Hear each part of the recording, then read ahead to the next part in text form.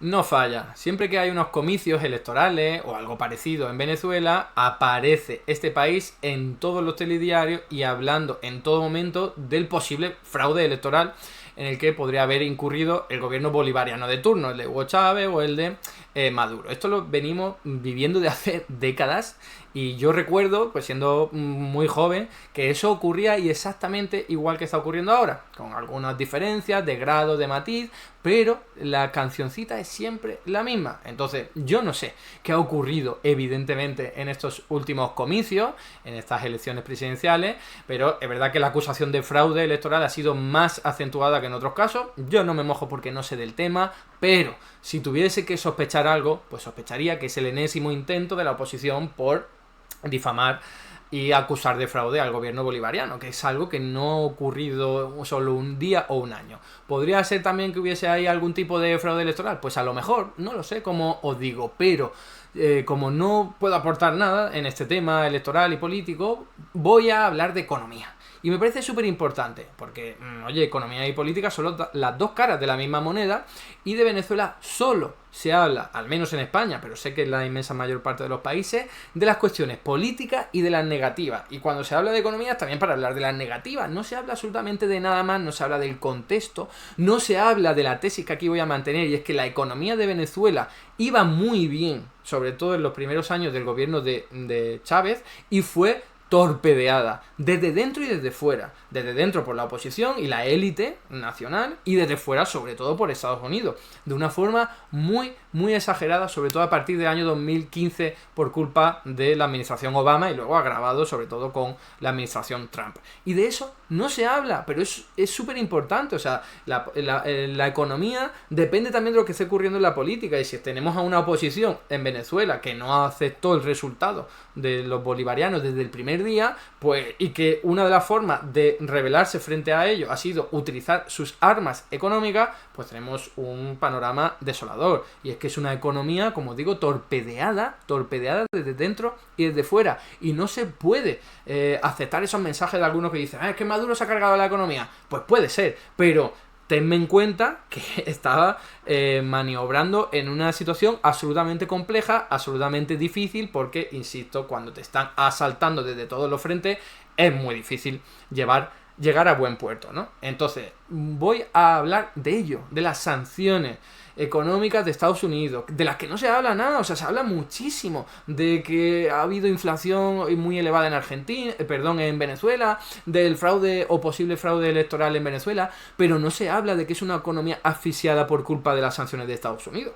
Y de que hay gente que ha muerto incluso por culpa de ello. No se habla de ello. ¿Por qué no? La gente no sabe ni que hay sanciones muy serias, muy duras por parte de Estados Unidos a la economía venezolana. No se habla de ello. Uno no puede aquí hacer un diagnóstico sin tener en cuenta esto. Tú no puedes decir Maduro lo ha hecho fatal sin tener en cuenta el contexto en el que se movía. Es una economía absolutamente asfixiada, como estaba diciendo, un milagroso. Es que siga el gobierno de Maduro ahí con todos los ataques que ha recibido, ¿no? Entonces, voy a hablar de las sanciones y de toda esa contestación política que ha recibido el gobierno de bolivariano o los diferentes gobiernos bolivarianos y su repercusión en la economía.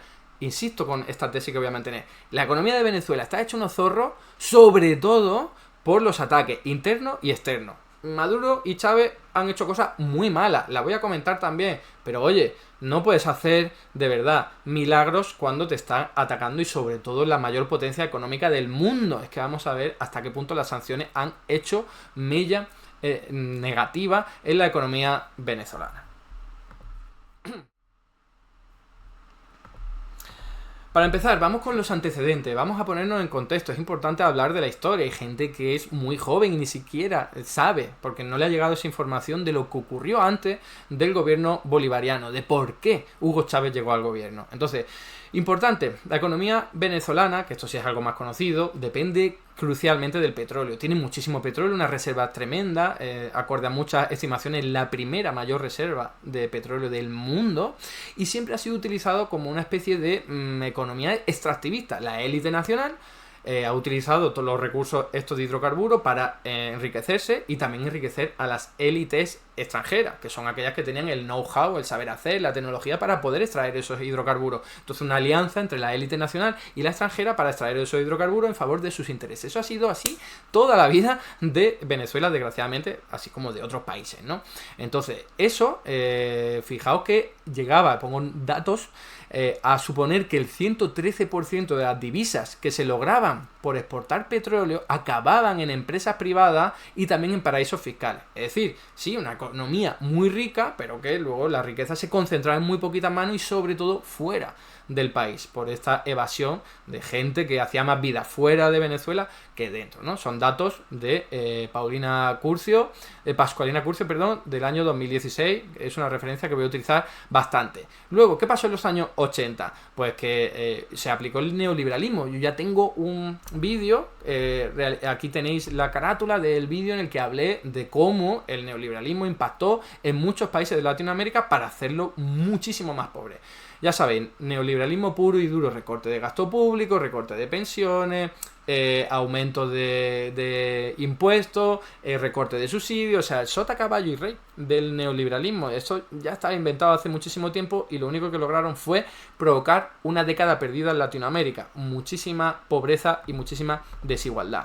Eso, por cierto, auspiciado, presionado, exigido por el Fondo Monetario Internacional, fue lo que luego dio lugar al Caracazo, al famoso Caracazo de febrero de 1989. Hay gente que no sabe ni en qué consiste eso, pero fue una movilización masiva por parte de la ciudadanía venezolana que se rebeló frente a este sistema de que estaban recortando sus pensiones, su salario, todo lo estaban, pues como vemos en otros países que ocurrieron en esta época. Y como desgraciadamente vemos también en la actualidad, ¿no? Empezando por Argentina con Javier Milei. Bueno, pues esto tuvo una contestación popular que fue gravemente reprimida. Y hubo miles o cientos de muertos y desaparecidos porque las cifras no se pueden conocer porque nunca fueron dadas, ¿no? Fijaos qué ocurrió con el Producto Interior Bruto de Venezuela durante esta época de neoliberalismo. Es la barra azul oscura. El PIB total, que fue creciendo más o menos desde 1950 hasta los años 77 de una forma razonable, pero a partir de entonces descalabro. Descalabro primero por la crisis inflacionaria de los años 70 y luego por aplicación de políticas económicas austericidas, las liberales de toda la vida, ¿no? Pues bueno, ahí tenéis, o sea, una economía que iba más o menos bien, eso sí, con unas desigualdades tremendas, las que me acabo de referir, pero que en el momento que empieza a aplicar políticas neoliberales se va todo al traste y fijaos que va en tendencia descendente hasta el año 2003. Hasta el año 2003, quedaos con esa fecha porque es importante. Entonces, ¿qué es lo que ocurre? Pues que esa contestación popular se acaba manifestando también una forma de golpe de Estado que dio Hugo Chávez y toda su agrupación, porque lo que querían hacer era derrocar a ese gobierno que había provocado tantas muertes y también tanta pobreza y tanta desigualdad en el país. Ya sabéis que eso salió mal, Hugo Chávez acabó en la cárcel y salió en 1994 y optó por una estrategia pacifista en vez de golpe militar, y lo que hizo fue montar una agrupación política y electoral que acabó ganando las elecciones en 1998. Por cierto, reconocida por los observadores internacionales, pero que siempre desde ese día dijeron aquí hay tongo, aquí hay fraude electoral. Estamos hablando de 1998. O sea, ha pasado muchísimo tiempo y la cantinela es la misma, exactamente la misma, ¿no? ¿Qué ocurrió con este nuevo gobierno? Mucho más popular. Bueno, porque se enfocó a repartir la renta y la riqueza, al principio de una forma más tibia, pero ya sirvió para que la oposición, sobre todo la nacional, la venezolana, pero no solo, se opusiera radicalmente a este tipo de gobierno. No quería un gobierno bolivariano en pintura, en parte porque estaba poniendo en riesgo los intereses de los poderosos, ¿no? Así que aquí tenemos la primera ofensiva a este gobierno bolivariano, ofensiva que va más allá de los mediáticos lo podéis imaginar, ¿no? Todos los días hay Hugo Chávez un dictador, Hugo Chávez ha hecho fraude electoral, Hugo Chávez es un tío que no tiene ni idea, en fin, lo que ocurría en aquella época, pero a esto se le suma una especie de asalto o ofensiva de carácter económico, ¿no? Por ejemplo, la primera asociación empresarial convocó paros generales el 9 de diciembre de 2001 y 9 de abril de 2002. Han pasado ya 2 años y pico del gobierno y no ha dado tiempo a hacer muchas cosas, pero se han hecho cosas. Y esta gente no quería el gobierno bolivariano ni sus políticas sociales en pintura y empezaron a convocar paros que generaban mucho dolor económico, evidentemente, en la población y en el país. También importante fuga de capitales, los ricos con mucho dinero decían, a mí no me van a expropiar, a mí no me van a quitar el dinero, no, a través de impuestos y tal, me lo llevo fuera. Luego, en abril de 2002, ya sabéis, dieron un golpe de Estado. Ya no era solo una guerra económica, era también un golpe de Estado militar, que también fracasó, porque a las 48 horas el pueblo exigió la salida de Hugo Chávez y lo lograron. ¿Y qué pasa? Que no se dieron por vencidos. O sea, la oposición política, que había intentado mediáticamente, militarmente, económicamente, que el gobierno de Chávez se derrocara, pues fijaos, y acabara, pues fijaos que en noviembre de 2002 empiezan a realizar la huelga petrolera en un país que depende del petróleo durante casi 3 meses. Casi 3 meses de huelga general que acabó, de verdad, con la economía venezolana. Aquí lo tenéis. La caída del Producto Interior Bruto fue bestial. Se inició cuando esa organización empresarial que os digo inició un paro después del intento de golpe de Estado a Hugo Chávez. El 9 de abril, como decía antes, Fede Cámaras. Y luego eso fue en abril del 11 cuando fue el golpe de Estado. Y luego en el cuarto trimestre, cuando empieza, como decía, en noviembre de 2002, la huelga petrolera que destroza la economía. Es una caída del 25% prácticamente del Producto Interior Bruto. Esto provocó mucho dolor en la economía venezolana, pero también en los intereses de la élite nacional. Motivo por el cual esto no se volvió a utilizar. Claro, 3 meses con toda la actividad económica paralizada te generan muchas pérdidas y tú no quieres volver a pasar por ahí.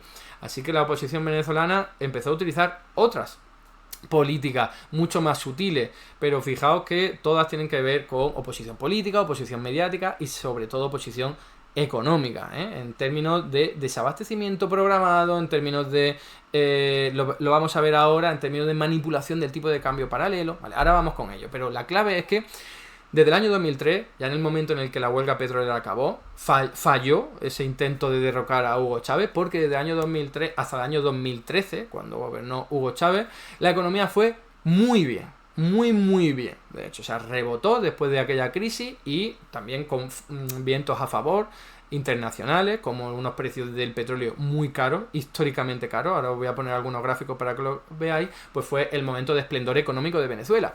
Esto es curioso, pero esto es algo que hoy todo el mundo acepta. Dice, no, sí, con Hugo Chávez la economía fue bien. Es Maduro el que hace que la economía vaya mal. Pero cuidado, porque eso es que han cambiado de relato. En su día era, Chávez lo está haciendo fatal. Tú le mostrabas gráficos e indicadores de que la cosa iba bien y decían, no, lo está haciendo fatal porque patatín, patatán. O sea que da igual, era un ataque sistemático negando la realidad, porque la economía de Venezuela fue muy bien. Podía haber ido mejor, se podía haber industrializado algo, una economía muy poco industrializada, claro que sí, se podían haber hecho muchísimas cosas que siempre se le han criticado a Hugo Chávez por falta de miras y esa dependencia total del petróleo, ¿no? Pero fue bien, en términos generales. ¿Cómo lo logró? Fijaos, con controles de precio, ¿vale? Desde 2003 hay controles de precio y la economía fue muy bien, que a veces se dice, no, la hiperinflación de Venezuela en el año 2017 tiene que ver con controles de precio, pero dice, pero si esto lleva desde el año 2003 y la economía iba muy bien, con un cepo cambiario desde el año 2003, que se quitó en el año 2018, un tipo de cambio fijo desde, como decía, 2003 también, para evitar la fuga de capitales. Claro, si tú impides que la gente se pueda llevar el dinero fuera, mejor para tu economía. Como decía, precios internacionales del petróleo alto vinieron muy bien porque la economía venezolana ingresaba mucho dólares por vender esto. También hubo procesos de nacionalización de sectores productivos estratégicos, sobre todo en el petróleo, la electricidad, las telecomunicaciones, pero no fueron tan sonados o tan importantes como siempre ha dicho la oposición al gobierno venezolano. En realidad fueron muy tibios en este sentido. Muchísimo más que Cuba, muchísimo más que la Unión Soviética, o sea, es que no hay ni punto de comparación. El propio Hugo Chávez lo decía, ¿no? Y eso sí, luego se pintaba otra cosa, que era esto un socialismo muy loco, pero no. En realidad esto eran medidas mucho más tibias que la que se puede encontrar en Francia, por ejemplo, donde tienen empresas públicas mucho más potentes, ¿no? Y es que nacionalizaban lo que podían con los recursos que podían aquí en Venezuela, pero sin ir mucho más lejos. Luego también política fiscal y monetaria expansiva y un fuerte desarrollo de la política social. Sobre todo lo que más caracteriza el gobierno de Hugo Chávez es la política social, que se incrementó muchísimo. Ahora vamos a ver datos. Y la inflación controlada, inflación muy alta, como en este tipo de países, pero controlada. No se disparaba ni era fuente de problemas importantes. Aquí podéis ver la evolución de los precios del petróleo internacionales, barril de Brent. Fijaos, ¿cuándo empieza a aumentar? Desde el año 2003. Es casualidad, desde luego, pero justo cuando Hugo Chávez empieza a pacificar políticamente el país, después de esa huelga petrolera, empieza a ir todo genial para el petróleo, para los exportadores de petróleo, mejor dicho, y empiezan a ingresar una barbaridad. Esto vino súper bien a Venezuela y en buena medida, no se puede negar, explica el esplendor económico de esta economía. Aquí tenéis datos de gasto público total. Pasó del 23,7% del PIB al 31% en el año 2006, desde 1998 a 2006. Es un crecimiento importante, pero para nada un país comunista, un país socialista, ni siquiera de Europa. Es muy poco, un 31% en comparación con lo que hay ahora, por ejemplo, en Francia, un 40 y pico por ciento sobre el PIB. Pero fijaos que la clave fue el gasto social. El gasto social total pasó del 8,2% al 13,6%. Es un incremento muy, muy importante en educación, en salud, en vivienda, algunos más y otros menos, seguridad social, en fin, esto es lo que caracterizó la economía venezolana durante esta época, que vino aparejada obviamente de una reducción drástica de la pobreza.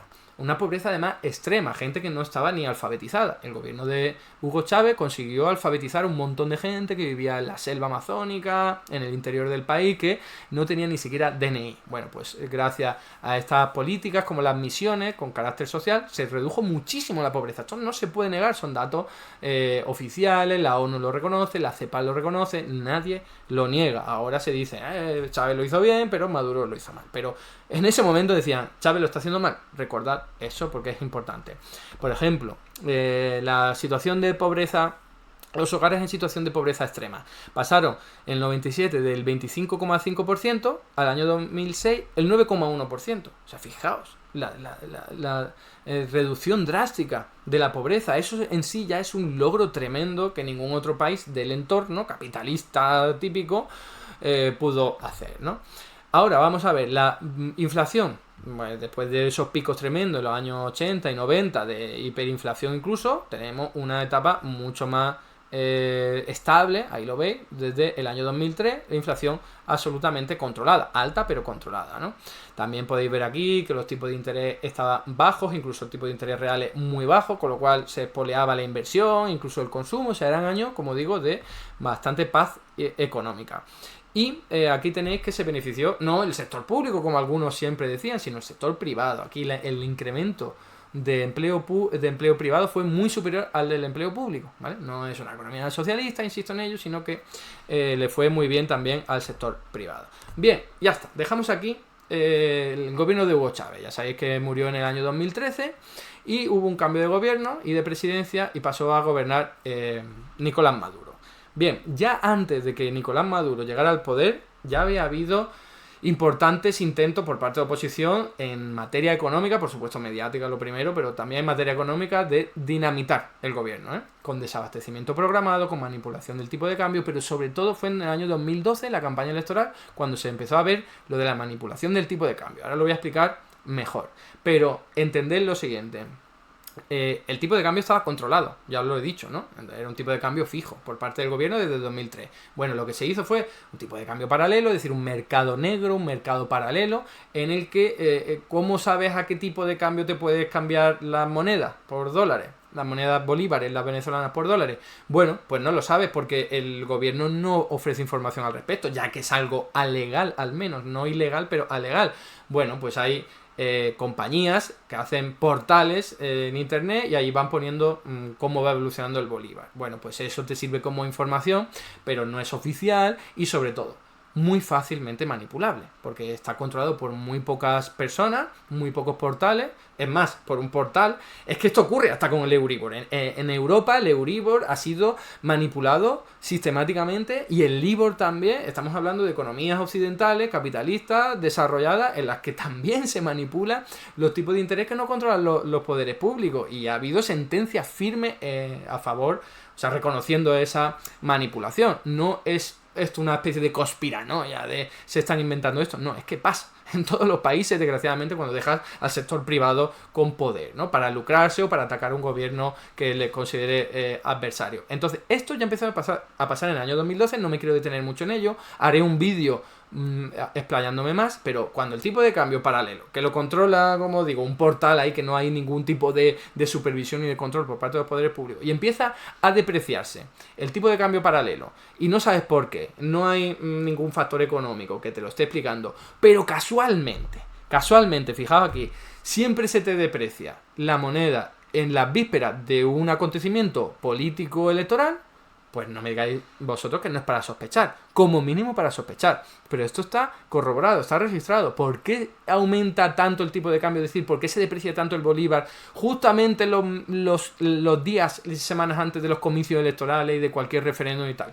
Eso no puede ser casualidad, por favor, no hay factor económico que lo explique, las reservas internacionales muy bien, porque se está exportando mucho petróleo, la inflación baja, de verdad, que no hay motivos para entender que hay algo económico, sino que es político. Y no es algo nuevo, ya lo habían intentado militarmente, mediáticamente todo el rato, en fin, que no es algo que debería sorprender a un analista espabilado. Más desabastecimiento intermitente, ¿eh? Estamos hablando de la campaña electoral del 2012, todavía estaba Hugo Chávez, pero ya muy enfermo y se sabía lo que iba a ocurrir y esto empezó a ocurrir. El desabastecimiento programado ya ocurría en los años anteriores, pero con Nicolás Maduro, que vieron ahí el talón de Aquiles, vieron la parte débil, empezaron a acentuar esto, ¿eh? ¿Y cómo sabemos que es un desabastecimiento intermitente? Ya haré otro vídeo hablando al respecto, pero claro, si solo faltan en los anaqueles de los supermercados, pero no en las tiendas de barrio, y solo productos de primera necesidad, que son aquellos que necesita todo el mundo, y además solo aquellos en los que son controlados por oligopolios, que en Venezuela te hinchas de ver oligopolios, igual que en este tipo de países latinoamericanos, y como os decía, solo en los supermercados, como mínimo te da para sospechar. Y sobre todo, porque ocurre lo mismo, cuando se dan niveles de desabastecimiento más graves, cuando se va a dar un acontecimiento político electoral, como elecciones regionales, ahí lo tenéis en el año 2007, con el referéndum constitucional, y sobre todo cuando muere Hugo Chávez, ¿eh? A partir de ahí, un desabastecimiento programado tremendo. Bueno, desabastecimiento que seguramente es programado, porque no puede ser casualidad, que se intensifique justamente en los días en los que la gente tiene que ir a votar. Ya sabéis, desabastecimiento implica gente en cola, gente cabreada y vota en consecuencia, obviamente, ¿no? Luego tenemos un punto de inflexión importantísimo, que fue en el año 2015, que la oposición ganó unas elecciones de la Asamblea Nacional y se hizo, pues fijaos, con 112 de 167 escaños, con mayoría absoluta de la Asamblea Nacional. ¿Y cuál fue uno de los primeros decretos que aprobaron? Que fue lo que más rabia generó en la posición venezolana bolivariana. Pues el de no emitir ni refinanciar nueva deuda pública. Fijaos de lo que estamos hablando. O sea, la Asamblea Nacional, copada, controlada por la oposición política, una de las primeras cosas que hizo fue, oye, no se va a endeudar más el país y entonces no puedes ni recibir más ingresos a través del mercado de deuda pública, ni siquiera puedes reestructurar tu deuda pública, porque cuando tú la quieres reestructurar, lo que hace es emitir nueva deuda pública en otras condiciones. Bueno, pues eso lo prohibió la Asamblea General. O sea, ¿y por qué hace eso? Uno puede sospechar que es una forma de dinamitar. ¿Qué país se prohíbe a sí mismo la financiación externa? Ninguno. Es atarse las manos. Es atarse las manos. Que sí, que financiarte mucho puede generar desequilibrio, ¿vale? Pero prohibirla de lleno parecía que estaban más atentando contra la economía venezolana que otra cosa, ¿no? Entonces eso, por cierto, que fue... Bueno, eso no fue suspendido por el Tribunal Supremo de Justicia, pero ya sabéis que ese organismo judicial acabó limitando mucho los poderes de la Asamblea Nacional, y luego en el año 2017 los bolivarianos iban a crear una nueva asamblea donde ganaron, y al final acabó funcionando la nueva, la constituyente, creo que se llamaba Asamblea Nacional Constituyente, en vez de esta, ¿vale? Y eso son cuestiones políticas a las que yo no me voy a meter porque no tengo suficiente información, insisto, pero fijaos que debido a ello, que es lo más importante, Estados Unidos ya se metió de lleno, de cara. No sé si lo había hecho antes, a saber, no es raro que Estados Unidos se entrometa en los problemas políticos de los países latinoamericanos y de otros muchos países, ya lo sabemos, pero aquí fue de cara, y fue precisamente en la administración Obama quien aprobó sanciones bastante duras, que eran nada comparado con lo que iba a hacer luego Trump, pero bueno, sanciones bastante duras, en las que, por ejemplo, se congelaron activos venezolanos. ¿Eso qué implica? Que Venezuela, por ejemplo, si tiene oro en Londres y lo quiere vender para obtener ingresos y así así poder comprar productos en el extranjero como alimentos elaborados o medicamentos, pues que no lo puede hacer o tengan más dificultades para hacerlo, ¿vale? Y si tú además pones sanciones, como hizo luego Estados Unidos, diciendo, oye, que es que el sistema financiero, bancario, mejor dicho, no te va a dar permiso para realizar algunas transacciones internacionales, compra de alimentos, compra de medicamentos sobre todo, y de repuestos de maquinaria, entonces estás con un problema muy importante en una economía que no está industrializada. La economía venezolana necesita importar casi todo, ¿vale? Entonces, si tú de pronto le empiezas a poner dificultades, como hizo Estados Unidos, que Estados Unidos no solo se limitó a conmigo no tengas transacciones o las vas a tener más difíciles, sino que además lo que voy a hacer es presionar al resto de países. Luego lo vamos a ver más claro cuando Trump gobernó, ¿no? Y encima, por si fuera poco, en el año 2015 empezaron a caer los precios del petróleo, los precios internacionales del petróleo. Eso supuso un mazazo tremendo que se sumó a todo lo anterior, en términos políticos y sobre todo ahora en términos económicos. Fijaos qué pasó con el tipo de cambio paralelo, el que digo yo que está publicado en una página web, pero nadie controla eso, ¿vale? Pues que a partir del año 2012, ahí lo podéis ver, de 2012 a 2013, se dispara. O sea, se desequilibra. Todavía no han caído los precios internacionales del petróleo, que fue en 2015, ¿eh? Pero en 2012 algo pasa que no sabemos qué es, porque no es pérdida de reservas internacionales, no es pérdida de divisas, el petróleo va bien, la inflación va bien, no sabemos lo que es normal que se sospeche que hay manipulación flagrante del tipo de cambio paralelo y eso se te empieza a disparar. ¿Qué supone eso? Bueno, porque los agentes económicos que van a vender sus productos dicen, oye, si se va a depreciar el bolívar, según lo que estoy viendo en estos portales del dólar paralelo, ¿no? Pues lo que voy a hacer es aumentar los precios para poder ingresar más y hacer frente a estos mayores costes de producción, de importar productos que van a ser más caros en el extranjero. Y eso es una profecía autocumplida. Tú puedes poner un tipo de cambio paralelo más alto, quiere decir que estás depreciando tu moneda y eso va a hacer que se deprecie finalmente, por esta cuestión de expectativa. Y eso es súper importante. No perdáis de vista qué ocurrió en el año 2017. Luego vamos a hablar de ello, pero fijaos, el cambio en el tipo de cambio fue ya una locura. Aquí ya no es solo manipulación, sino que también hay problemas por culpa de las sanciones económicas de Donald Trump, ¿no? Y también con los precios internacionales del petróleo cayendo mucho.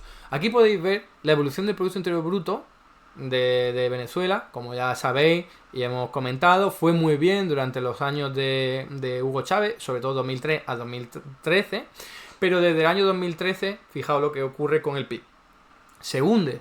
Aquí se ha llamado en esta infografía guerra económica a ese posicionamiento por parte de la oposición, no solo en términos mediáticos, sino de manipulación del tipo de cambio, desabastecimiento programado, pero la caída del Producto Interior Bruto, bestial, llegando a unos niveles que no se veían desde el año 1960. O sea, estamos hablando de que cuando Obama aprueba esas sanciones, la economía argentina ya estaba muy mal por la caída de los precios del petróleo, por todo esto que estamos comentando de la rebeldía y la contestación de la oposición y de la élite nacional. O sea, habían dinamitado bastante ya la economía.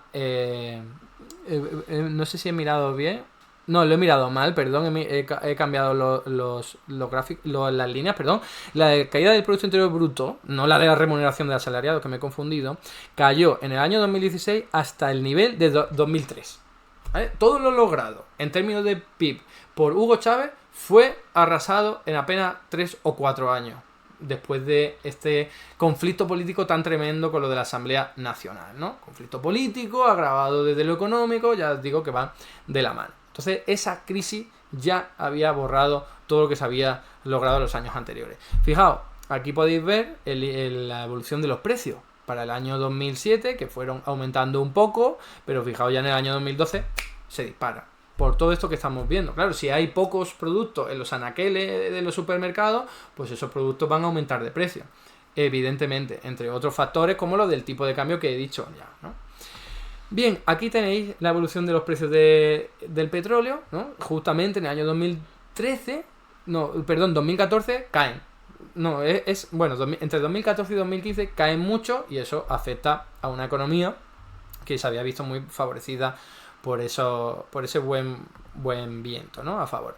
Y ahora vamos con las consecuencias económicas de todo esto que hemos comentado. Por un lado, la Asamblea Nacional había prohibido que el Estado venezolano pudiese emitir más deuda. No pudo reestructurarla siquiera. Luego se depreció fuertemente el bolívar, como he dicho, notable desabastecimiento de los productos que se tenían que importar, como medicamentos y algunos alimentos, especialmente alimentos y medicamentos, estamos hablando de cosas muy delicadas. El PIB se hundió un 24,7%, todo lo ganado, como os decía, se hundió, y la inflación empezó a aumentar y a rondar el 1000% anual, que ya es muchísimo, en agosto de 2017. Aquí tenéis un gráfico de la inflación. Fijaros que en 2017 ya está ahí en 438.000%, que es una locura, ¿vale? Eso, pero nada que ver con lo que ocurriría en el año 2018, que ya sabéis que hubo una hiperinflación galopante en Venezuela. Y vamos a ver por qué ocurrió, porque esto tiene todo que ver. Las duras sanciones de Estados Unidos durante la administración de Donald Trump en el año 2017. Algo de lo que se sigue sin hablar, a pesar de que siguen vigentes a día de hoy en 2024. Es increíble, ¿no? Vuelvo a lo mismo de antes, ¿no? Maduro lo está haciendo muy mal. Vale, pero ¿no me vas a incorporar esa información de que es una economía absolutamente torpedeada desde fuera y desde dentro? Nada, en fin. Fijaos, en julio, Donald Trump llegó al gobierno en enero de 2017. Pues en julio de 2017... ya han pasado unos meses, en Venezuela se crea esa Asamblea Nacional Constituyente que hablaba antes, y en agosto, inmediatamente después, Trump aprobó una restricción a los mercados financieros de Estados Unidos y presionó también a los aliados, ¿vale?, para que no pudiese obtener financiación de ninguna de las formas. Una economía que depende del exterior, como es la venezolana, que se le han hundido los precios del petróleo. O sea, este movimiento fue fulminante para la economía de Venezuela. Ya no podía operar con sus divisas porque se le habían cerrado en los mercados financieros.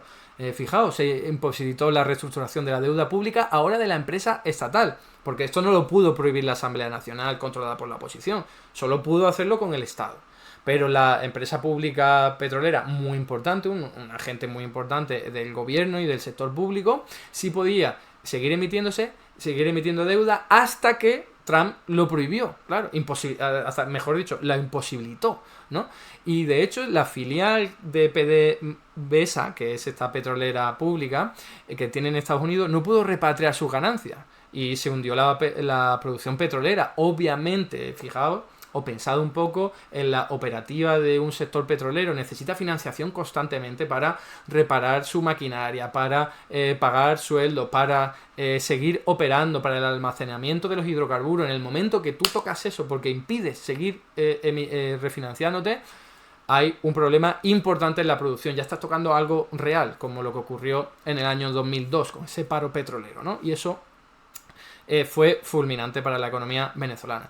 Además, supuso el cierre de cuentas venezolanas en instituciones financieras extranjeras que dificultaron la compra de alimentos, medicamentos e insumos. Insumos como, oye, necesito una máquina para poder extraer hidrocarburos, una nueva máquina o un nuevo repuesto, se me ha estropeado esta parte, lo necesito de fuera porque en Venezuela no se construye. No puedo porque me lo ha impedido Estados Unidos con sus sanciones.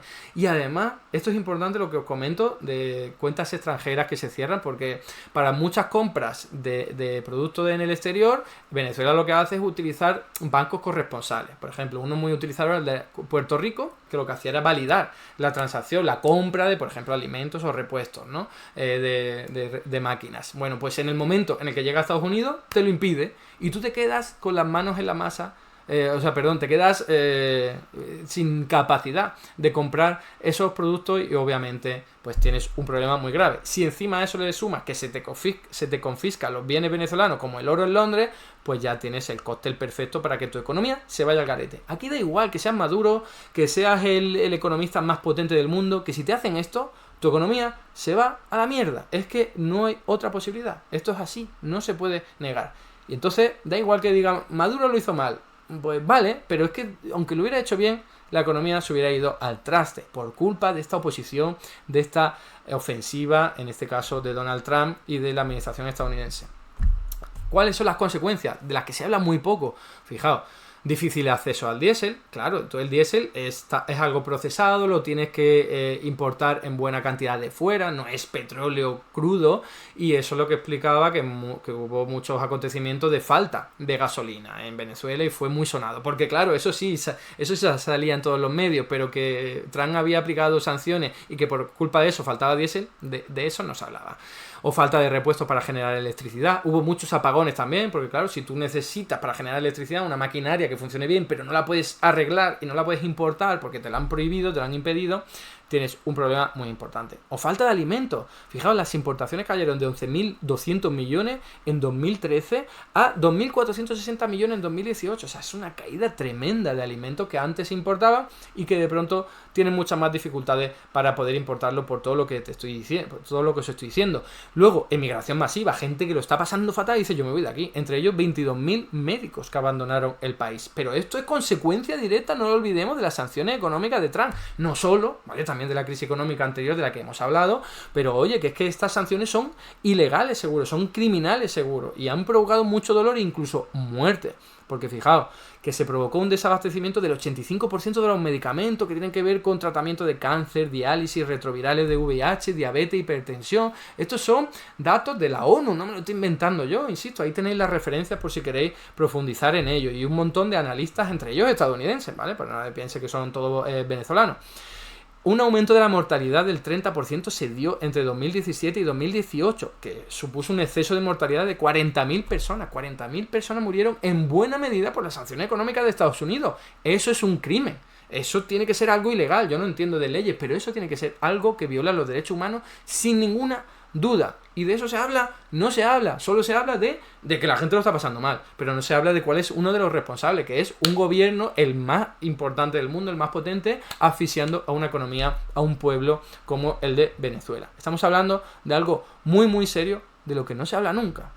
Fijaos, la prueba de que la cosa fue mal en Venezuela por culpa de las sanciones y no por culpa de la caída de los precios del petróleo es la comparación con Colombia. Si tú coges en este caso, fijaos que estamos hablando de la producción de petróleo tanto de Colombia, que es la línea azul clarita, como la de Venezuela, que es la línea azul oscura. Lo que tenemos es que cuando caen los precios internacionales del petróleo, sufren los dos países su producción petrolera. Pero llega un momento en que a Venezuela le va muchísimo peor, y es justo cuando se inician las sanciones. Pero porque es lógico, si tú impides que puedas comprar cosas en el extranjero y que puedas renovar tu actividad productiva petrolera, pues se te acaba derrumbando en la producción petrolera. Fijaos ahí, esa tijera, ¿no? Colombia sigue más o menos igual ahí manteniéndose, y la producción petrolera de Venezuela se hunde en un país que depende del petróleo. Eso es lo criminal, eso es lo que explica que la economía de Venezuela se fuera al garete y hubiese hiperinflación en el año 2018, algo de lo que hablaré en otro vídeo con más profundidad. Aquí tenéis otro gráfico que explica lo mismo. La producción petrolera cae a pesar de que el precio acaba remontando, como ahí podéis ver para el año 2018, 2019, da igual, porque se había destrozado el modelo productivo de Venezuela. Aquí tenéis otra comparación, en este caso entre la producción nacional en general, no solo del petróleo, y empieza a caer por culpa de primero la crisis económica interna en el año 2015, lo podéis ver ahí, se hunde, año 2016 también, y año 2017 todavía más, 2018 y 2019, hasta llegar a unos niveles que son equiparables a los años 70. O sea, la caída de la economía venezolana fue tal que llevó a los niveles de los años 70. Y esto, por supuesto, generó una inflación tremenda porque la gente sigue teniendo las mismas necesidades, el mismo consumo, pero tu economía ya no es capaz de generarla. ¿Por qué? Porque se ha hundido la producción. No es una hiperinflación provocada porque se ha creado mucho dinero. No tiene nada que ver, nunca tiene nada que ver. Es siempre porque se te ha hundido la producción. Aquí se ve claro y hablaré de ello en otro vídeo. Y vamos a pasar a la última etapa. La más criminal, de hecho.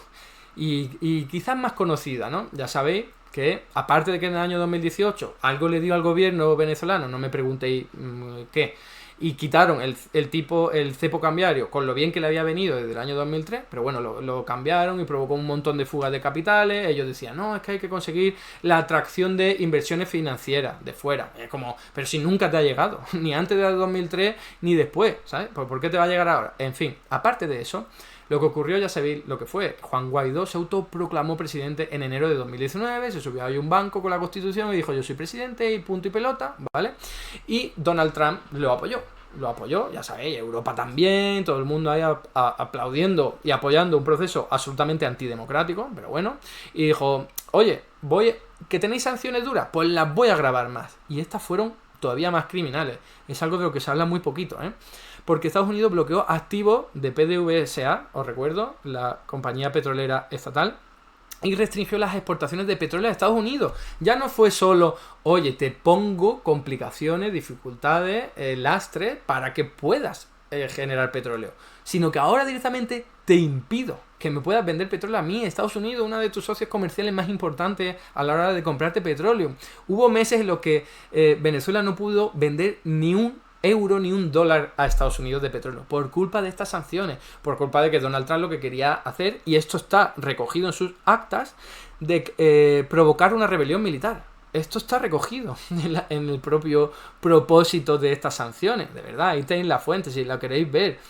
Y encima presionó a otros países para hacerlo, a India, a Rusia, que incluso pasó por el aro, Rusia en el año 2019 aceptando una presión de Estados Unidos en contra de Venezuela, ¿eh? ¿Quién lo hubiera dicho? Pues ahí lo tenéis, porque la empresa petrolera Gazprom pasó por ahí, pasó por el aro también, ¿eh? por esa fuerte presión de Estados Unidos. Y por si fuera poco, en agosto de 2019 hubo más sanciones. Estados Unidos congeló todos los activos de Venezuela en el exterior y, como les decía, hasta Gazprom, esa empresa petrolera rusa, hizo lo mismo, congeló todos los activos de Venezuela. Claro, si tú te quedas sin activos, pues no puedes venderlo, no puedes beneficiarte de los ingresos que te dan, y lo mismo, en un momento en el que los precios del petróleo no están precisamente bien, necesitas divisas para comprar alimentos, pues no puedes comprar repuestos, pues te dan por saco como economía, ¿no?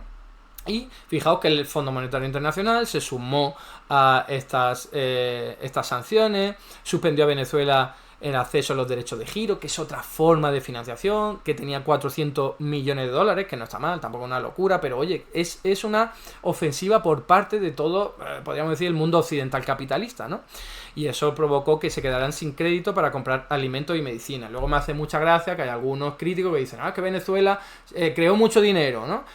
Perdona, es que no tenía otra opción, es que Estados Unidos con todos sus aliados se lo impidió que pudiesen financiarse en los mercados internacionales. Así que te queda, es que estás abocado al fracaso. Da igual, si la primera potencia económica te pisa, tú de ahí no puedes salir. Da igual que lo hagas bien o lo hagas mal. Fijaos que ha sido hasta hace muy poquito tiempo que la India Reliance ha obtenido el visto bueno de Estados Unidos para importar petróleo de Venezuela, ¿vale? Esto es una noticia de Reuters, ¿no? Y fijaos que han pasado, ¿cuántos años? De 2019, pues 5 años. 5 años en los que socios comerciales importantes de Venezuela no han podido comerciar o no se han atrevido a comerciar con Venezuela el petróleo, con miedo de que Estados Unidos le sancionara, ¿no? Aquí tenéis la caída de la producción petrolera a partir del inicio de las sanciones. Fijaos, en febrero de 2019, cómo cae la producción petrolera en un país que vive de esto. Es que es súper importante no perderlo de vista. Y ahora, fijaos, os leo aquí literalmente unas declaraciones del enviado especial de Donald Trump para Venezuela, de abril de 2020. Lo que hemos estado tratando de hacer es quitarle recursos al régimen para que no pueda continuar con sus terribles depredaciones, y hemos tenido mucho éxito en eso. En 2013, Maduro asumió la presidencia, bajaron a 2,3 millones de barriles por día. Hoy parece estar más cerca de 250.000 barriles por día, lo que supone una increíble reducción del 95%. Parte de esto es su propia corrupción e incompetencia, parte de esto son, por supuesto, nuestras sanciones. Por lo tanto, no produce petróleo. Fijaos, ese era el objetivo. Ese era el objetivo. Después de leer todo esto y de ver toda esta explicación, ¿alguien se atreve a decir que Maduro lo hizo mal? Pues seguramente hizo cosas mal, pero es que en este contexto no puedes hacerlo bien. Es imposible. Aquí tenéis la evolución de los precios del petróleo. Ya para terminar, de cómo está Venezuela ahora. Está un poquito mejor, porque después de la pandemia, los precios internacionales del petróleo volvieron a aumentar. Ahí lo tenéis. En el año 2021 subieron a bastante y en el año 2022 ya muchísimo. Ahí se mantienen más o menos unos niveles muy altos que le vienen muy bien a la economía venezolana. Aparte, ya esa oposición política ha perdido fuelle, ya de Juan Guaidó no se acuerda casi nadie, y eso le ha venido muy bien a la economía venezolana, salvo ahora que ha habido un nuevo conato, ¿no?, de acusación de fraude. Pero hasta entonces, después de la pandemia, a Venezuela le iba mejor, no bien, mejor que antes, porque ya la economía estaba hecha unos zorros. Fijaos que aquí la evolución del Producto Interior Bruto, como digo, que bajó hasta niveles del 99,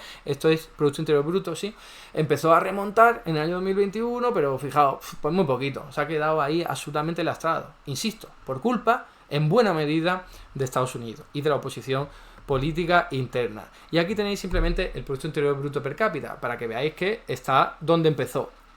Ahora mismo que se ha recuperado algo después de lo peor que pasó en el año 2018, ahora mismo está en torno a los niveles que había en 1998. O sea, todos los logros en términos de Producto Interior Bruto de la Revolución Bolivariana borrados en apenas unos años por culpa de todos estos ataques que os estoy comentando. La inflación muchísimo más controlada, de hecho más que en Argentina ahora mismo, la Argentina de Milei, y como decía, pues esto ayuda a explicar muchas cosas. Espero haber ofrecido bastante información que ayude al menos a hacerse una opinión propia, más allá de la propaganda del gobierno bolivariano, más allá de la propaganda de los adversarios políticos, que son muchos de este gobierno de Nicolás Maduro. Importante entender que ha sido un gobierno siempre asediado por el capital, por los poderes tanto internos como externos, y eso no se puede perder de vista en ningún momento. Hasta aquí el vídeo de hoy. Muchas gracias por estar ahí, y si te ha resultado interesante, no dudes en comentar, darle like y compartir, que la teoría económica dominante no se combate sola.